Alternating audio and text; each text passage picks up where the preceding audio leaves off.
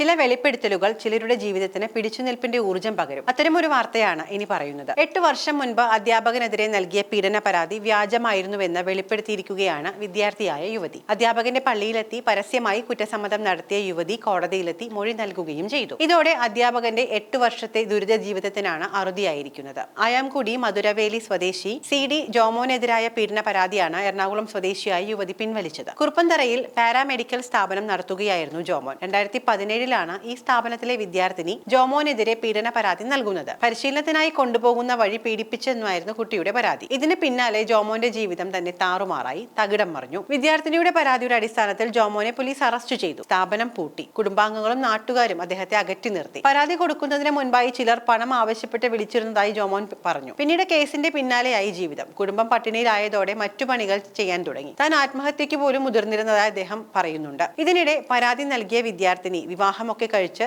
ജീവിതം ആരംഭിച്ചിരുന്നു. ഈയിടെയാണ് പരാതിക്കാരി ജോമോന്റെ ദുരിത ജീവിതത്തെ പറ്റി അറിഞ്ഞത്. തുടർന്ന് ഭർത്താവിനൊപ്പം ജോമോന്റെ നാട്ടിലെത്തി. സമീപത്തെ ദേവാലയത്തിലെത്തി ജോമോൻ നിരപരാധിയാണെന്നും ചിലരുടെ പ്രേരണയാൽ പീഡന പരാതി നൽകിയതാണ് എന്നും കുറ്റസമ്മതം നടത്തി. പള്ളിയിലെ ശുശ്രൂഷയ്ക്കിടെ പെൺകുട്ടി ജോമോനോടും കുടുംബത്തിനോടും പരസ്യമായി ക്ഷമ ചോദിക്കുകയും ചെയ്തു. പിന്നീട് കോടതിയിൽ ഹാജരായി മൊഴി കൊടുത്തതോടെ ജോമോനെ വിട്ടയച്ചു. തന്റെ നിരപരാധിത്വം ബോധ്യപ്പെട്ടതിൽ സന്തോഷമുണ്ട് എന്ന് ജോമോൻ പറഞ്ഞു. തെറ്റുകൾ ആർക്കും സംഭവിക്കാം. ഇപ്പോഴെങ്കിലും തിരുത്താനുള്ള മനസ്സ് കാണിച്ചത് വലിയ കാര്യം തന്നെയാണ് താനും. പക്ഷേ ആ മനുഷ്യന് നഷ്ടപ്പെട്ട 8 വർഷങ്ങൾ, ഏറ്റുവാങ്ങിയ അവഗണന, അറ്റുപോയ ബന്ധങ്ങൾ, നിലംപതിച്ച സ്വപ്നങ്ങൾ, തകർന്നുപോയ കുടുംബം, ഇതൊന്നും തിരികെ നൽകാൻ ആർക്കും സാധിക്കില്ലല്ലോ. ഒരല്പം പണത്തിനോ പ്രതികാരത്തിനോ വേണ്ടി എന്തെങ്കിലുമൊക്കെ വിളിച്ചു പറയുമ്പോൾ ഇല്ലാതാകുന്നത് ഒന്നും അറിയാത്ത ഒരുപാട് പേരുടെ ജീവിതം കൂടിയായിരിക്കും എന്നോർത്താൽ നന്ന്.